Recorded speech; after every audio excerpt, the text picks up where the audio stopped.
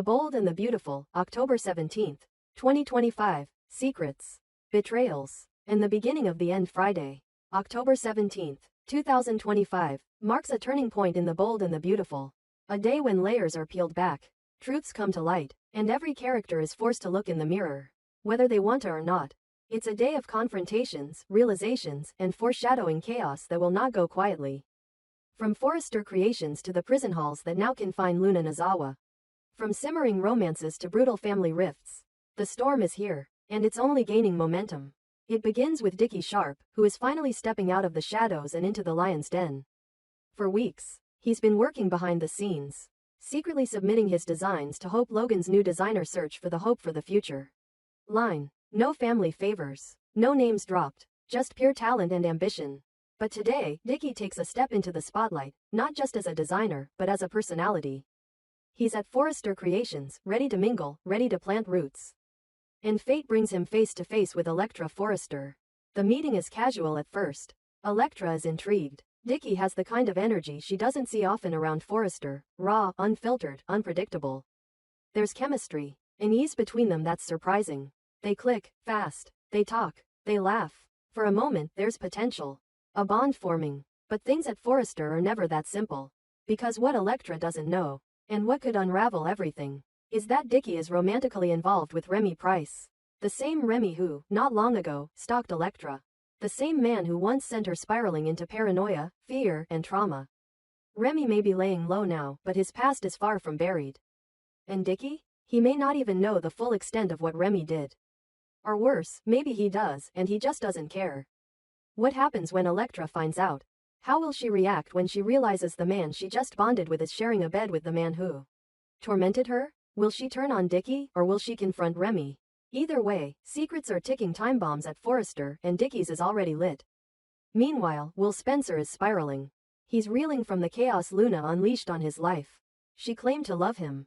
Claimed they had something real. But love doesn't look like drugging someone. Love doesn't look like coercion. Love doesn't look like a trap. Now, Will sits with the weight of everything Luna did. Her manipulation, her pregnancy, her arrest, and he doesn't know what to do with it. He's not ready to move on. Not yet, because something doesn't add up. Why him? Why target him? Why go through all this? The only person who knows the truth is Luna herself, and she's behind bars. But that may not stop Will from seeking her out.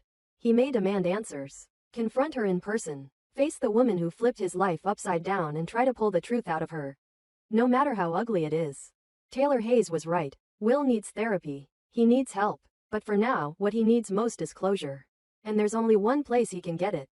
Back at the Finnegan home, a storm is building between mother and son. Finn is done biting his tongue.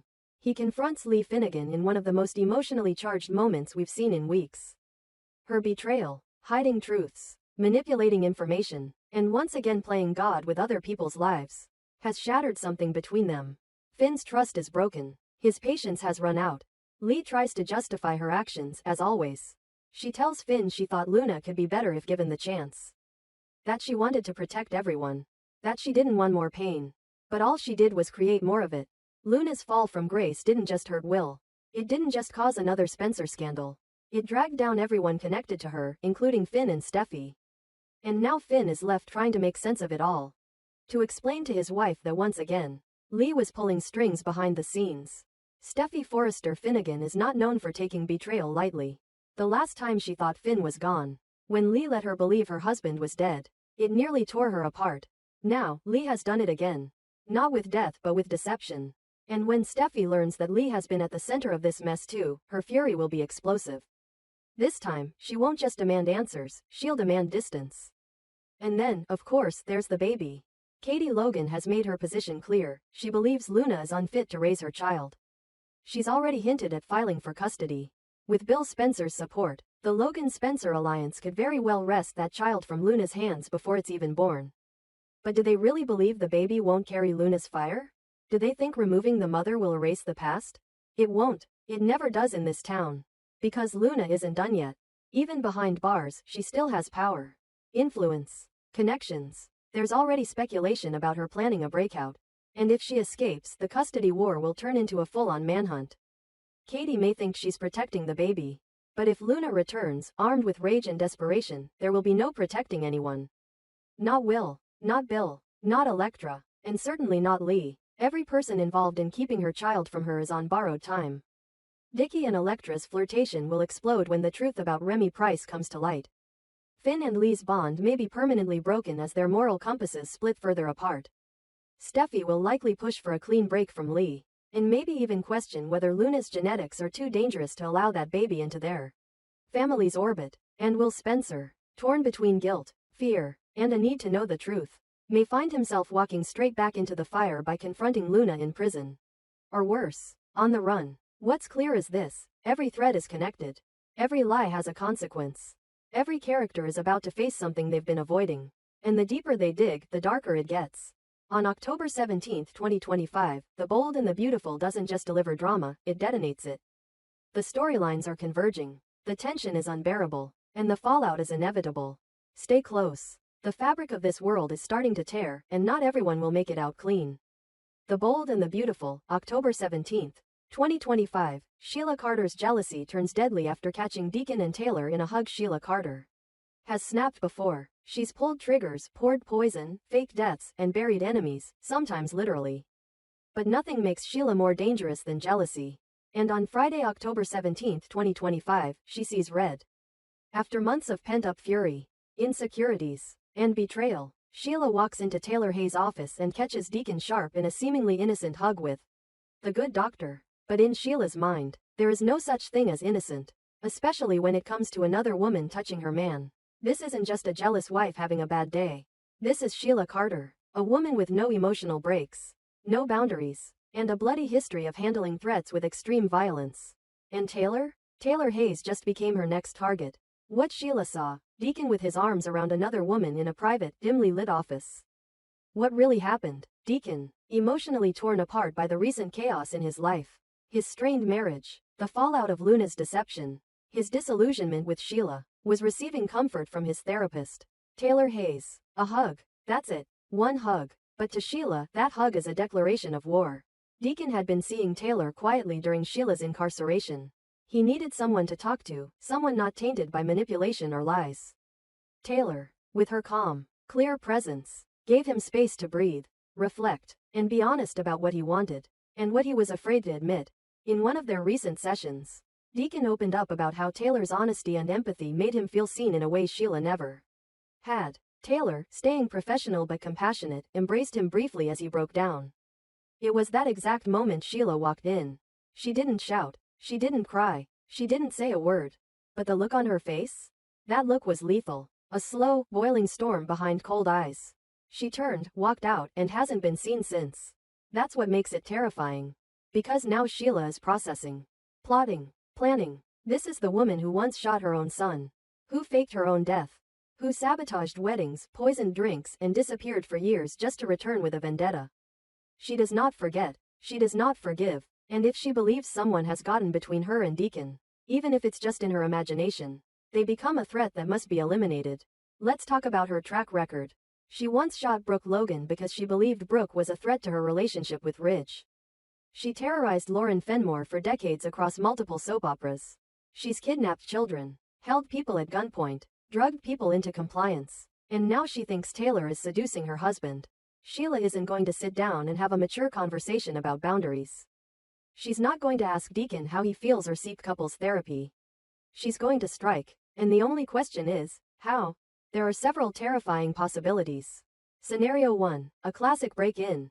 Sheila could wait until Taylor is alone in her office again. It's happened before. She'll slip in undetected, lock the door behind her, and confront Taylor with wild eyes and a cold steel weapon. Maybe a gun, maybe a syringe, maybe something even more deranged. The confrontation could end with Taylor fighting for her life or worse. Scenario 2, poison. Sheila loves poison. She's used it before. It's subtle, easy to disguise, and hard to trace. If she manages to get close enough, perhaps disguised, perhaps using one of her infamous alter egos, she could easily slip something into Taylor's drink. The result could be hospitalization, coma, or a mysterious accident that no one suspects Sheila of. At least not right away. Scenario 3, professional sabotage. If Sheila decides to go long game, she might try to ruin Taylor's career first. Leak photos of the hug. Spread rumors that Taylor's having an affair with her patient. File anonymous complaints to the medical board. Set Taylor up to look like she crossed boundaries with Deacon. A destroyed career might not satisfy Sheila's hunger for revenge completely, but it would be a strong opening move. Scenario 4, Deacon becomes the pawn. Sheila might manipulate Deacon directly. Twist the narrative. Convince him that Taylor was making a move. Plant seeds of doubt. Use his own emotional vulnerability against him. Turn him against Taylor and isolate him once again under her control. If she can't hurt Taylor physically, yet, she might first destroy the trust between her and Deacon. What makes this worse is that Taylor has no idea what she just stepped into. She's dealt with Brooke. She's dealt with Ridge's endless flip-flopping. She's counseled some of the most unhinged people in Los Angeles. But none of them are Sheila. Sheila doesn't operate within the rules of reality. She creates her own chaos. And when her emotions flare up, no one is safe. Taylor is in danger. Real danger. And the worst part is, Deacon hasn't warned her. He knows what Sheila is capable of. He's seen it firsthand. He's been her enabler, her protector, her husband, and he's been the recipient of her wrath. If anyone should be ringing alarm bells, it's Deacon. But he's frozen. Maybe afraid. Maybe unsure. But every minute he delays is a minute Taylor is left exposed. Someone needs to warn her. Ridge needs to know. The Forresters need to know. Protective orders don't work on women like Sheila. The only defense is knowing she's coming, and even then, it might not be enough. Taylor is now in Sheila's sights, and that makes her the most vulnerable person in Los Angeles. Because Sheila is watching, waiting, and when she strikes, she won't hesitate. Taylor's hug was professional. Her intentions were pure. But in Sheila's warped perception, that hug was betrayal. An emotional affair. A threat to her marriage. And Sheila doesn't let threats survive. This story is just beginning. Sheila's jealousy isn't a flicker.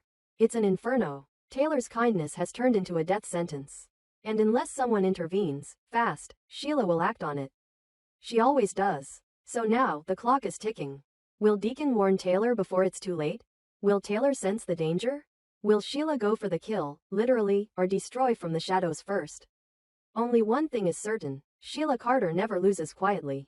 And Taylor Hayes better start watching her back.